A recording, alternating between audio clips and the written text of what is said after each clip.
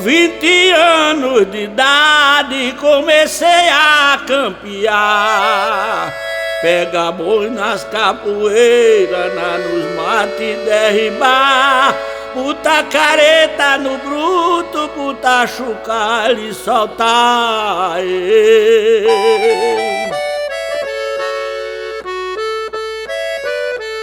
Trabalhei no trapear, mata escuro e riachão, o Paulino e Oliveira, os grossos e o caldeirão, a mala e o tambor, o quirino e o São João.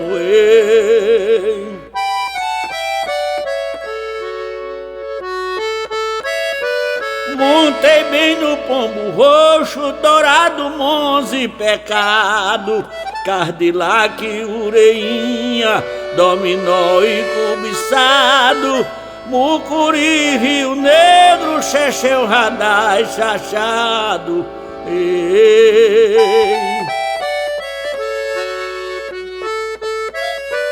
Peguei boi velho afamado, juruá e cangaceiro, estrelinha e gavião, ponta de lança e guerreiro, viadinho e urubu, afamado mandingueiro.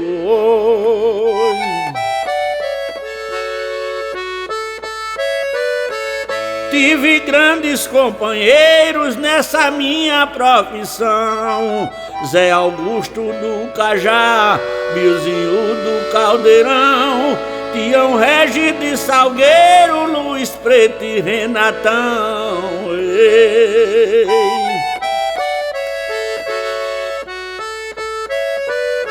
Trabalhei na Paraíba, no estado do Pará, no Rio Grande do Norte, fui vaqueiro no Chauá.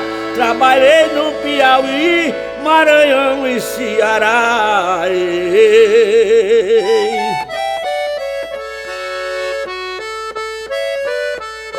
Lutei com muitos patrões, Venho Aires, seu doutor, Joaquim de Melo e seu Deda, e o coronel Atenor, o major Adonis Salles, patrão de grande valor.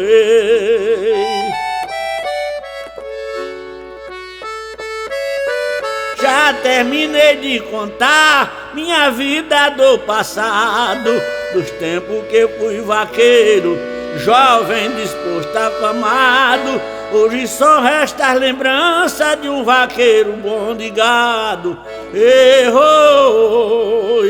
E aqui vai meu abraço ao meu filho Pepe e Enzo Gabriel, seu filho.